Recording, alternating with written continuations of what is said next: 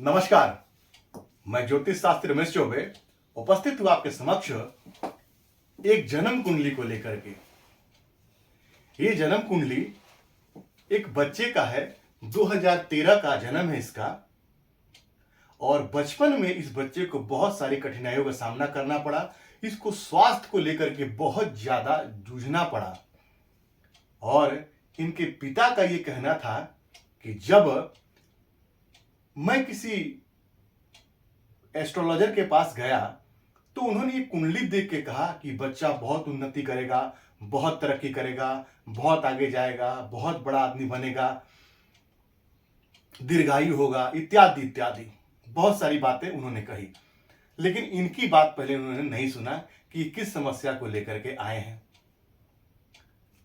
उसके बाद जब उन्होंने समस्या अपनी उनको बताई कि पहले ये बताई कि मेरे बच्चे की आयु कितनी है। अब एक माँ बाप के लिए बहुत बड़ी बात है। अब ये जो बच्चा है, ये जो लड़का है, इसके जन्म के बाद इसको इतनी कठिनाइयां हुई, आखिर में ऐसा क्यों हुआ, वो भी बात करेंगे हम। और इस कुंडली की संपूर्ण चर्चा में आपके समझ करूंगा। सुनिएगा, बहुत आनंददायक विषय है, आनंद आपको जरूर आएगा। तो आइए बिना विलंब किए हुए चलते हैं इनके कुंडली की तरफ। आप भी अपनी इनकी कुंडली अपने मोबाइल में ऐप पे बना लीजिए। जन्म की तारीख है 6 जून 2013। समय है 3:25 PM दोपहर का। कहां? भोपाल, मध्य प्रदेश। कृष्ण पक्ष के त्रयोदशी तिथि को बच्चे का जन्म हुआ। और योग जो है वो अति गंड। मैं हमेशा ये बात की चर्चा किया हूं, मैं हमेशा ये बात कहता हूं कि योग में जन्म लेना, किस योग में आपका जन्म हो रहा है, अत्यंत ही महत्वपूर्ण है। अब अति गंड योग में यदि व्यक्ति का जन्म हो तो उसको परेशानी रहती है जिंदगी में, क्योंकि गंड मूल नक्षत्र जो है ना, गंड मूल नक्षत्र जो 3 नक्षत्र जो बुध के हैं वो गंड मूल नक्षत्र है। तो गंड अति योग गंड में यदि जन्म हो तो भी बहुत दिक्कत होता है। क्या होता है? तो अति गंड में यदि योग में जन्म हो तो ऐसा बच्चा अहंकारी, अल्पायु, ध्यान से सुनिएगा, अल्पायु, पाखंडी, भाग्यहीन, रोगी, मातृहंता। कभी ऐसे योग में कई बार होने के बाद बच्चे के माता का जो है हाथ भी छूट जाता है। साथ ही साथ कुलहंता और बालारिष्ट योग। बालारिष्ट मतलब बाल काल में अरिष्टता का योग, या ऐसे कहिए कि बचपन में बाल्यकाल में मृत्यु होने की संभावना। तो ये अति गंड योग में जन्म लेने का फल है। आगे बढ़ते हैं और चलते हैं सीधा कुंडली की तरफ। ये तुला लग्न की कुंडली है और लग्न जो है इनका 4 डिग्री पे बैठा हुआ है। विषम राशि का लग्न है, 4 डिग्री पे लग्न है, यानी कि लग्न जो है वो बाल अवस्था में है, लग्न के पास मजबूती नहीं है। लग्नपति कौन बनते हैं? तो लग्नपति बनते हैं यहाँ पे शुक्र। वो 10 डिग्री पे कुंडली के 9वें भाव में आके बैठे हैं। बहुत अच्छी बात है। यदि लग्न का स्वामी यदि कुंडली के भाग्य भाव में बैठे तो जातक जो है क्या होता है?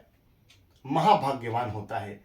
अब ये जो मैंने यहां पे बोला कि भाग्यहीन, तो इसमें कुंडली में योग और दुर्योग को भी आपको देखना है। यदि कुंडली में योग अच्छे हैं तो इसका मतलब जो है कि उसको उतना ज्यादा खराब प्रभाव नहीं मिलेगा।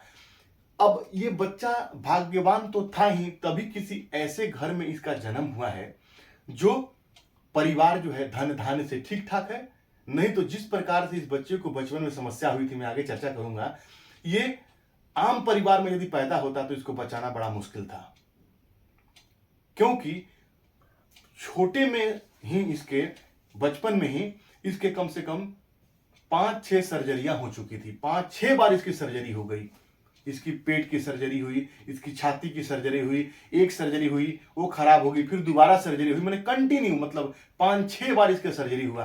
तो सामान्य परिवार में पैदा होता तो कहीं ना कहीं बचा पाना मुश्किल था। तो भाग्यवान तो है, मैं भाग्यहीन नहीं कहूंगा। तो जो पहले वाले जो एस्ट्रोलॉजर थे उन्होंने जो प्रेडिक्शन किया था वो खराब नहीं किया था। क्यों नहीं किया था, जरा समझिए बात को।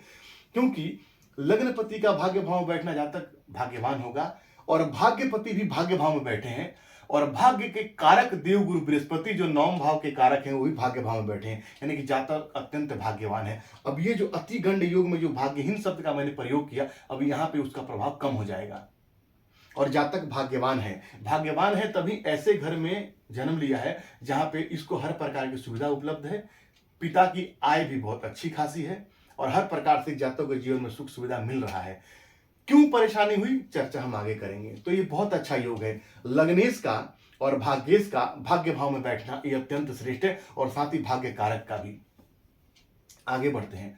लग्न में शनि और राहु देव बैठे हैं और इसके पिछला जब मैंने वीडियो बनाया था गोचर में राहु और शनि की युति वाला श्रापित दोष का, तो मैंने कहा था यदि तुला लग्न की कुंडली हो और लग्न में यदि राहु शनि की युति हो जाए तो इसको नागमणि योग कहेंगे। दोष नहीं, फिर ये योग में बदल जाएगा। हाँ, शनि देव यहाँ वक्री होकर बैठे हैं, उच्च राशि में वक्री होकर नीच का फल देंगे, लेकिन फिर भी घबराने की आवश्यकता नहीं है कि लग्नस्थ शनि वक्री होकर के भी यदि तुला लग्न में है तो बहुत ज्यादा नुकसान नहीं करते हैं। ये मैंने बहुत सारी कुंडलियों में देखा है। तो यहाँ पे लग्न, हालांकि लग्न में दो पापक ग्रह का बैठना अच्छा नहीं है, शरीर को कष्ट तो जातक को मिलेगा। और शनि बैठ के सारे काम विलंब भी करेंगे, 2 दिन का काम 10 दिन में करेंगे, सारे कामों में अड़चने लेके आएंगे, लेकिन जातक को ऊंचाई भी देंगे। अब इस कुंडली में एक और समस्या है। समस्या इस कुंडली में क्या है? समस्या इस कुंडली में है कि राहु और केतु के बीच में सारे ग्रह एक साइड में आ रहे हैं और पूरा एक तरफ खाली है, यानी कि संपूर्ण काल सर्प दोष का निर्माण भी कुंडली में हो रहा है। ये भी कहीं ना कहीं लग्न और सप्तम है। लग्न मतलब आपका शरीर, उस व्यक्ति का शरीर जीवन में ऊंचाई या जिंदगी में एक अच्छे मुकाम पर पहुंचेगा वो व्यक्ति, वो बालक, वो कौन तय करेगा? उसका लग्नेश और उसका लग्न। तो यहां पे 2 ग्रह यदि कुंडली में आपके मजबूत हो तो फिर आपको सोचने की आवश्यकता नहीं है। कौन कौन ग्रह? एक तो आपका लग्नेश और एक आपका भाग्येश। यदि आपका लग्न और आपका भाग्यपति मजबूत है तो आपको जिंदगी में किसी चीज की कमी नहीं होगी। क्यों? जरा समझने की बात है यहाँ पे। यदि मैंने ऐसे बहुत सारे धनाढ्य सेठ देखे हैं जो करोड़ों अरबों में खेल रहे हैं, शिक्षा उनकी बिल्कुल ज्यादा नहीं है, लेकिन फिर भी वो बहुत धनवान है। हिसाब करने के लिए किसी और को उन्होंने रखा है, लेकिन धन की कमी नहीं है। और देखने में क्या आता है कि भाग्य वाला जो ग्रह है और भाग्यपति बहुत मजबूत है। भाग्य फलम सर्वत्रम न विद्या न च पौरुषम। विद्या पौरुष रखा रह जाएगा यदि आपका भाग्य साथ नहीं देगा। तो लग्नपति और भाग्यपति यदि मजबूत है तो पीछे मुड़ के देखने की आवश्यकता नहीं है। अब क्या ये बच्चा जिंदगी में ऊंचाई हासिल नहीं करेगा? बिल्कुल करेगा, बिल्कुल करेगा। बच्चा जीवन में हर प्रकार की ऊंचाई हासिल करेगा। क्यों? क्योंकि शिक्षा के स्वामी, पंचम भाव के स्वामी और चतुर्थ भाव के स्वामी शनि जाके लग्न में बैठे हैं उच्च राशि में, इसको हम खराब नहीं कहेंगे। हाँ, लग्नपति जरूर पीड़ित है और लग्न भी पीड़ित है। कैसे? तो लग्न में शनि और राहु बैठे हैं और लग्नपति कुंडली के भाग्य भाव में बैठा है और राहु की 9वीं दृष्टि भी कहां पड़ती है? तो कुंडली में जो है शुक्र पे पड़ती है, तो कहीं ना कहीं समस्या है। साथ ही शुक्र बुध की युति जो है लक्ष्मी नारायण योग का निर्माण तो करता है, लेकिन शुक्र और गुरु की युति की बहुत अच्छा नहीं कहेंगे। हालांकि कई मामलों में अच्छा है, कई मामलों में खराब भी है, लेकिन फिर भी कहीं ना कहीं यहाँ पे शुक्र जो है उस बृहस्पति जो है वो रोग भाव के स्वामी होकर के जा करके कहाँ पे? तो भाग्य भाव में बैठे हैं, लेकिन वहां पे वो कारक होते हैं तो खराब फल प्रदान नहीं करेंगे। लेकिन लग्नेश के साथ बैठ गए, ये थोड़ी समस्या है। और लग्नेश जो है शुक्र, वो राहु के नक्षत्र में यानी कि आद्रा नक्षत्र में राहु के दृष्टि से दृष्ट होकर बैठा है, तो लग्नेश भी कहीं ना कहीं पीड़ित है। अब इस कुंडली में एक महत्वपूर्ण बिंदु पे और चले जाते हैं। क्या? तो पराक्रम पति जो है बृहस्पति, वो भाग्य भाव बैठ के पराक्रम भाव को देखते हैं तो अपने भाव की वृद्धि करेंगे, तो जातक पराक्रमी भी होगा, जातक पराक्रमी भी होगा। लेकिन इसको बच्चे को इतना कष्ट क्यों झेलना पड़ा बचपन में? अब जैसे जैसे इसकी आयु बढ़ती जाए, मैंने कहा कि जैसे जैसे इसकी उम्र बढ़ती जाएगी वैसे इसके स्वास्थ्य में वृद्धि होती जाएगी और डॉक्टर भी कह रहे हैं कि अब लगभग सब ठीक है। लेकिन इसका देखा जाए तो पूरा यहां से लेकर के, सीने से लेकर के और नाभि तक उसका पूरा पेट जो है वो ओपन सर्जरी, पूरा चीर करके सर्जरी हुआ है और कई बार हुआ है। तो क्या भविष्य में ऐसा योग बनने की संभावना है? तो आइए चलते हैं उस तरफ में। इस बच्चे का जन्म जो है वो सूर्य की महादशा में हुआ और सूर्य कुंडली के अष्टम भाव में बैठे हुए हैं जाकर के। हालांकि सूर्य को 6 8 12 का दोष तो नहीं लगता है, लेकिन फिर भी इस लगन में यानी तुला लगन में सूर्य जो है एकादश भाव के स्वामी होते हैं और बाधक ग्रह होते हैं, जिंदगी में बाधा देने वाले ग्रह होते हैं। तो कहीं ना कहीं बच्चे का जन्म अच्छे महादशा में नहीं हुआ है, तो ये एक परेशानी। सूर्य यहाँ पे जो है वो रोहिणी नक्षत्र में यानी कि चंद्रमा के नक्षत्र में बैठे हैं और बालारिष्ट योग में मैंने आपको बताया कि चंद्रमा 6, 8, 12 में यदि हो तो बालारिष्ट योग का निर्माण होता है। और ऐसे भी अतिगंड में जन्म लेने से भी बालारिष्ट योग का जो है प्रभाव देखने को मिलता है। तो बच्चे का जो जन्म है उस समय चंद्र केतु एक साथ थे। चंद्रमा यहाँ पे 27 डिग्री पे और केतु यहाँ पे जो है 21 डिग्री पे बैठे हैं, यानी कि बहुत क्लोज कंजक्शन है दोनों का। तो संपूर्ण रूप से चंद्र ग्रहण योग का निर्माण हो रहा है। तो जातक के माता के स्वास्थ्य में इसका प्रभाव पड़ेगा, क्योंकि यहाँ पे मातृहंता भी है अतिगंड में और चंद्रमा पीड़ित भी है। हालांकि चतुर्थ पति जो है शनि, वो लग्न में बैठे, लेकिन वो भी कहीं ना कहीं राहु के साथ तो है ही, तो थोड़ा प्रभाव तो पड़ेगा ही। तो माता को भी इनके जन्म के बाद थोड़ी सी परेशानी है। अब चलित चक्र में चंद्रमा, केतु और मंगल ये कुंडली के अष्टम भाव का फल दे रहे हैं और सूर्य कुंडली के भाग्य भाव का फल दे रहे हैं। तो सूर्य की महादशा में जन्म हुआ, सूर्य बाधक ग्रह है, लेकिन वो कुंडली के 9वें भाव का फल दे रहा है और 9वें भाव में सूर्य का फल जो है अच्छा मिलता है। 9वें भाव में सूर्य जो है 9 में और 10 में, क्योंकि 10 में वो दिग्बली होते हैं, तो 9 में जब फल देने लगेंगे, यानी कि दिग्बल की ओर बढ़ रहे हैं, तो उनका प्रभाव कहीं ना कहीं बढ़ जाता है। सूर्य यहाँ पे जो है वो देखा जाए तो रोहिणी नक्षत्र में चंद्रमा का नक्षत्र बैठे हैं। चंद्रमा इस कुंडली में जो है वो 10वें भाव का स्वामी है। अब चूंकि चंद्रमा, केतु और मंगल कुंडली के अष्टम भाव में चले आए, मैंने कहा है कि मंगल और केतु जैसे ग्रह कुंडली के अष्टम भाव में आएंगे तो मल्टीपल सर्जरी कराते हैं, एक बार नहीं कई बार जो है वो चोट, चपेट, दुर्घटना, मतलब खून बहेगा, चाहे वो खून कैसे भी बहे। सर्जरी होगा तो भी खून बहेगा, या चोट लग के एक्सीडेंट होकर खून बहे तब भी बहेगा। ये समस्या। साथ ही चंद्रमा केतु के साथ बैठे हुए कुंडली के अष्टम भाव में आ गए। अब बालारिष्ट योग जो है और प्रबल हो जाएगा। लेकिन यदि बालारिष्ट योग इतना प्रबल हो जाएगा तो फिर ये बच्चे की आयु की रक्षा कैसे हो गई, बच कैसे गया ये? क्योंकि मैंने कहा है कि लग्नपति पे यदि शनि की दृष्टि हो या लग्नेश और अष्टमेश एक साथ बैठे, यानी कि लग्न भाव का स्वामी कौन हो गए, तो लग्नपति हो गए शुक्र और अष्टमपति भी शुक्र हो गए, उनका संबंध कहीं शनि से हो, तो शुक्र जो है आद्रा नक्षत्र में बैठे हैं, शनि स्वाति नक्षत्र में बैठे हैं, कोई नक्षत्र से भी या कहीं से भी कोई यहाँ पे संपर्क उनका आपस में नहीं बन रहा है। लेकिन चंद्रमा कुंडली के अष्टम में बैठ के बच्चे को कष्ट दिया, बचपन में बालारिष्ट योग का निर्माण किया। बच्चे की कुंडली जब भी आप देखते हैं तो लग्न देखिए, इत्यादि जो भी देखना है आप देखिए, लेकिन उसके चंद्रमा को जरूर देखिए। क्यों? क्योंकि 12 वर्ष तक जब तक वो बच्चा टीन एज में होता है, चंद्रमा विशेषकर उसके कुंडली में प्रभावी होता है, क्योंकि बचपन का, बाल्यकाल का कारक चंद्रमा होता है। इसलिए बालारिष्ट योग में भी हम चंद्रमा को ही देखते हैं कि चंद्रमा 6, 8 या 12 में संबंध बना रहा है कि नहीं। प्रथम दृष्टिया देखा जाए तो चंद्रमा और केतु कुंडली के सप्तम में बैठे हैं केंद्र में, लेकिन यदि चलित चक्र जाके देखा जाए, भाव निर्णायक कुंडली जाके देखा जाए, तो चंद्र केतु दोनों कुंडली का अष्टम भाव का फल दे रहे हैं। और बस यही कारण है कि बच्चे को मल्टीपल सर्जरी से होकर गुजरना पड़ा। लेकिन ये बच्चा बच कैसे गया, इसकी आयु की रक्षा कैसे हुई? क्योंकि अष्टम भाव में चंद्रमा उच्च के हो गए आकर के, चंद्रमा अष्टम भाव में आकर उच्च हो गए, और चंद्रमा जो है वो कृतिका नक्षत्र में बैठे हैं और सूर्य जो है वो रोहिणी नक्षत्र में बैठे हैं, यानी कि दोनों का आपस में ग्रह परिवर्तन किया, यानी लाभपति और कर्मपति दोनों आपस में नक्षत्र परिवर्तन किए हैं। तो ये बच्चा जिंदगी में फेल तो नहीं हो सकता है, फेलियर का मुंह इसको नहीं देखना पड़ेगा, ये निस्संदेह आगे जाएगा। लेकिन हाँ, काल सर्प दोष की शांति इसके माता पिता को करानी पड़ेगी, तब ये बच्चा जाके जीवन में आगे जाएगा। और लग्न में यदि शनि बैठे हैं तो ऐसा व्यक्ति यदि मांसाहार से और मदिरापान से दूर रहे तो उसकी उन्नति और उसकी तरक्की 100% श्योर है। तो इसको ये दोनों चीज से बच के रहना पड़ेगा, तब इसकी जिंदगी में उन्नति के मार्ग और ज्यादा प्रशस्त हो जाएंगे। तो ये बच्चा चूंकि चंद्रमा अष्टम भाव में उच्च के आ गए, मंगल कालपुरुष की कुंडली में वृश्चिक राशि आती है, और मंगल जो है अष्टम भाव में जो है कालपुरुष की कुंडली में वहां के स्वामी बन जाते हैं। तो कहीं ना कहीं मंगल भी यहाँ पे देखा जाए तो बैठना, हालांकि चोट, एक्सीडेंट, सर्जरी ये अलग बात है, लेकिन फिर भी इसके आयु की कहीं ना कहीं उन्होंने रक्षा किया, क्योंकि मंगल यहाँ पे द्वितीय भाव के भी स्वामी हैं। तो मंगल की दृष्टि भी अपने भाव पे पड़ी है।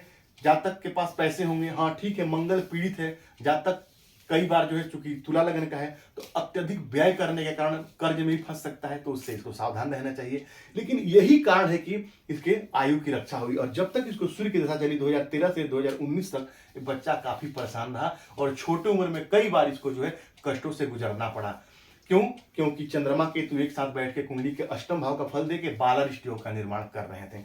तो इसी कारण से बच्चे को बहुत ज्यादा परेशानियों का सामना करना पड़ा था।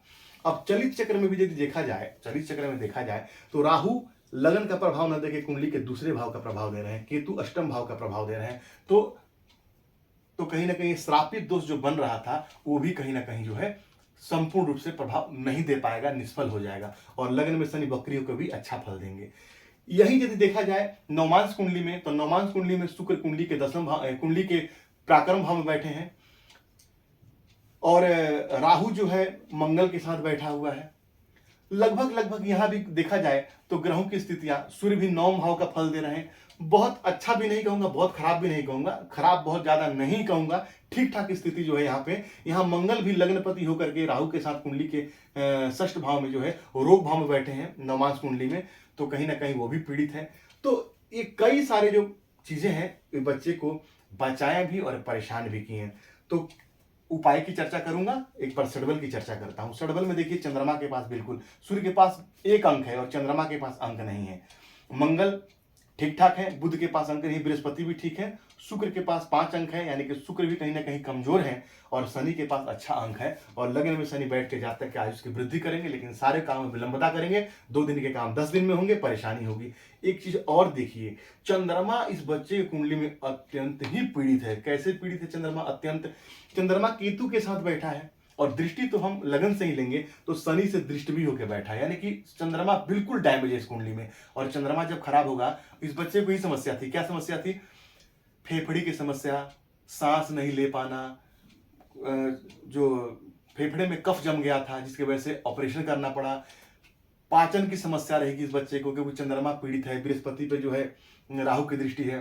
पाचन की समस्या है, कई दिन मोशन नहीं हो पाते हैं, माने पेट से संबंधित सारी समस्या, सिरे से संबंधित सारी समस्या, क्योंकि चंद्रमा जो है वो हमारे इंटेस्टाइन में जो पाचक एंजाइम्स जो निकलते हैं उसका कंट्रोलर है वो। तो इस प्रकार से इस बच्चे को यही समस्या थी, जिसकी वजह से एक समस्या से 2 समस्या से 3 समस्या बढ़ते गई समस्या, और परेशान बच्चा हुआ। उसी समय यदि कोई अच्छा एस्ट्रोलॉजर इस बच्चे के नाम से चंद्रमा के मंत्रों का जाप कर देता, सूर्य के मंत्रों का जाप कर देता, तो इसको काफी लाभ मिलता। मैंने कहा है कि मंगल और केतु के मंत्रों का जाप करवाइए। चंद्रमा के लिए जो है यहाँ पे 2 मुखी रुद्राक्ष पहनाइए, चंद्रमा के नेगेटिविटी को एब्जॉर्ब कर लेगा। शुक्र को मजबूत कीजिए। कैसे? तो शुक्र के लिए जो है बच्चे को एक ओपल पहनाइए ताकि उसका लगन मजबूत हो। अब यहाँ पे 2 चीजें हैं, समझिएगा बात को।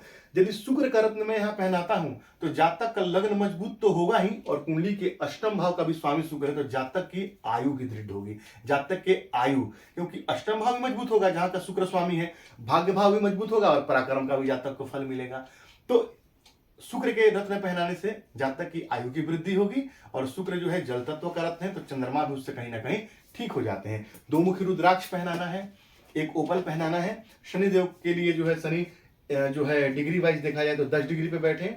मैं शनि के लिए कुछ नहीं कहूंगा, काल सर्प दोष की शांति करानी चाहिए, और जो है चंद्र केतु के ग्रहण दोष की भी शांति जातक को करानी चाहिए। हनुमान जी के शरण में रहना चाहिए, हनुमान चालीसा का पाठ करना चाहिए। मंगल और केतु के, मैंने बोला कि मंगल और केतु के मंत्रों का जाप ब्राह्मण से करवाना चाहिए ताकि इनका फल जातक को मिलता रहे। चंद्रमा की महत्ता चल रही है, चंद्रमा की दिशा चल रही है, ये चाहे तो अभी फिलहाल में चंद्रमा के मंत्रों का भी अनुष्ठान करा सकते हैं। क्यों? क्योंकि चंद्रमा अत्यंत ही पीड़ित है, जो जातक को जीवन भर मानसिक चिंताएं देते रहेगा। जातक छोटी छोटी बातों में टेंशन, फ्रस्ट्रेशन, डिप्रेशन में बहुत जल्दी आएगा।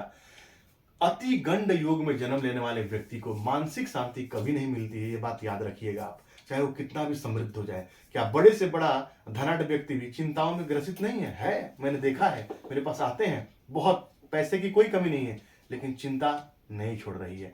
तो ये समस्या बच्चे को जिंदगी भर रहेगी, मानसिक चिंता। उपाय क्या है?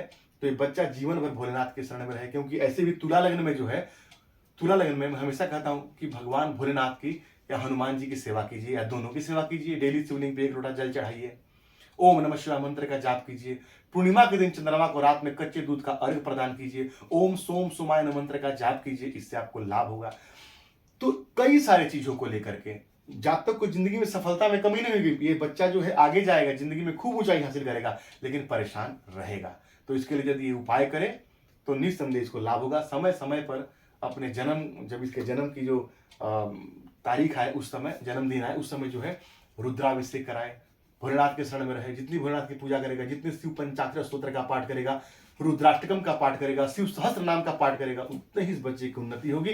राहु केतु शनि सब, राहु केतु शनि सारे के सारे ग्रह इसको अच्छा प्रभाव देंगे। तो यकीन है कि आज का विषय आपको पसंद आया होगा। आप भी यदि अपना कोई राय देना चाहते हैं तो कमेंट में आपका स्वागत है। और यदि आपको मेरी बातें अच्छी लगती है तो मेरे चैनल को सब्सक्राइब कीजिए, वीडियो को लाइक कीजिए। और यदि व्यक्तिगत मुझसे संपर्क करना चाहते हैं दिए गए नंबर पर मुझसे संपर्क कीजिए अपने कुंडली विश्लेषण के लिए। आपका दिन मंगलमय हो, इसी मंगल कामना के साथ आज के लिए इतना ही। नमस्कार।